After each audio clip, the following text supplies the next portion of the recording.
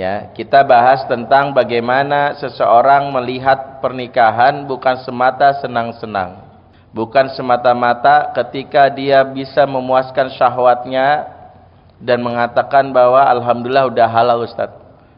Ya, ada Pak Sutri yang baru nikah dengan PD-nya bilang alhamdulillah Ustaz sekarang semuanya halal alhamdulillah dengan istri saya.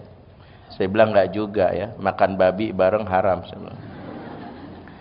Artinya halal yang dimaksud tentu dalam konteks relasi yang selama ini kita harapkan, memuaskan syahwat yang menjadi kebutuhan kita.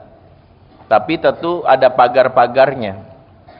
Kalau membayangkan pernikahan dalam konteks kesenangan semata, maka tentu kita akan mendapatkan yang namanya gambaran keindahan. Tapi kita lupa bahwa pernikahan disebutkan dalam hadis adalah salah satu bagian dari ibadah.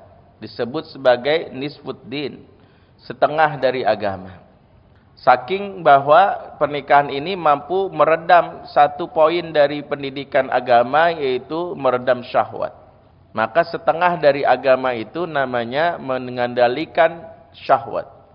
Setengahnya lagi adalah beramal soleh. Sehingga lengkaplah sebuah pernikahan jika dua hal ini terjadi.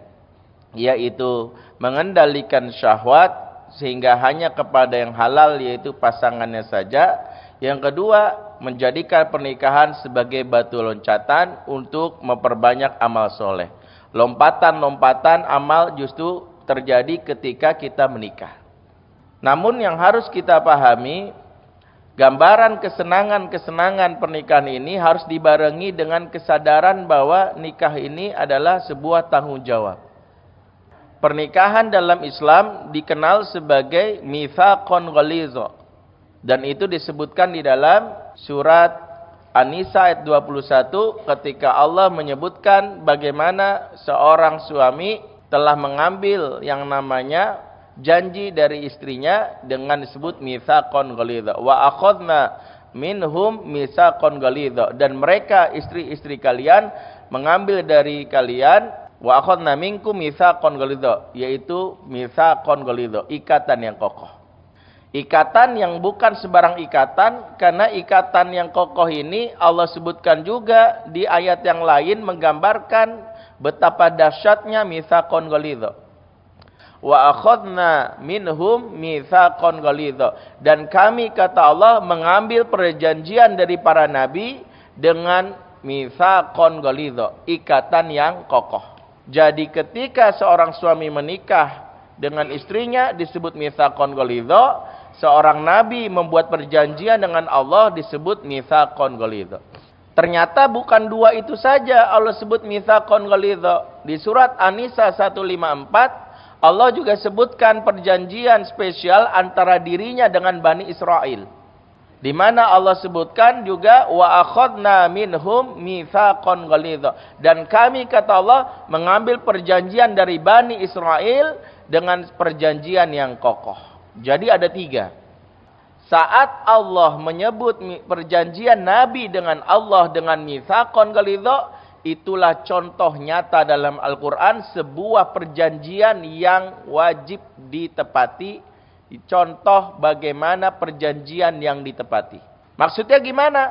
Para nabi tak sekalipun mengkhianati janjinya. Para nabi karena makhluk yang mulia, manusia paling mulia, tak sekalipun mengkhianati janji dengan Allah.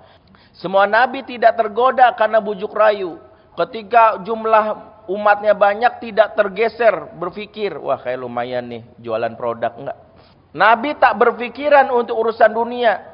Bahkan ketika diiming-imingi baginda Nabi dengan harta, bahkan ditawari yang namanya kekuasaan, baginda Nabi tidak tertarik. Semua nabi juga begitu. Itu contoh. Sementara ketika Allah sebutkan perjanjian antara Nabi dengan antara Allah dengan Bani Israel, inilah contoh Quran tentang bagaimana perjanjian yang dikhianati. Pengkhianat sejatinya adalah berakar dari keturunan yang disebut Bani Israel. Suka berkhianat. Mengakal-ngakali ayat. Ayat yang tidak sesuai dengan selera dibuang. Maka itulah dikenal Bani Israel, Yahudi adalah pengkhianat perjanjian dengan Allah. Banyak ayat Quran yang tidak sesuai, ayat-ayat Taurat tidak sesuai, mereka tolak. Maka Yahudi adalah contoh dari kaum yang Allah sebutkan perjanjian yang dikhianati. Mereka dilaknat. Apa hubungannya dengan pernikahan? Maka disinilah seorang kalau ingin nikah, pahami dulu makna dari misakon golizo ini, supaya berfikirnya tidak sekedar senang, tapi juga berfikir tentang mampukah kita menjalani misakon golizo. Apa dari makna dari yang tadi saya sampaikan? Pernikahan ada di tengah-tengah. Maksudnya gimana? Jika seorang suami dan istri ketika menikah, mereka komitmen, mereka berusaha menjaga hak pasangan. Mereka menyadari menikah itu bukan egonya, bukan keakuan, tapi kekitaan. Ketika mereka sudah mulai bertanya bukan lagi kepentingan dirinya, maka mereka sejatinya akan mulia layaknya Nabi. Karena mereka menjaga ikatan tersebut.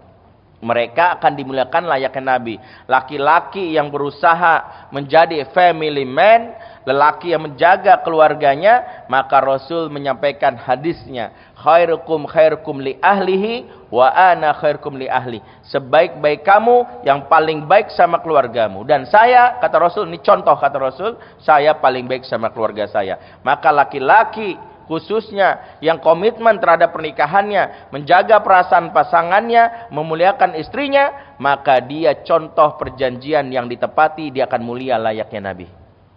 Sebaliknya, siapa-siapa yang setelah menikah nggak peduli sama hak pasangan, cuek, dia merasa ya gue lolo. Ya dulu sejak awal kita menikah begini, kenapa? Resek banget, ribut.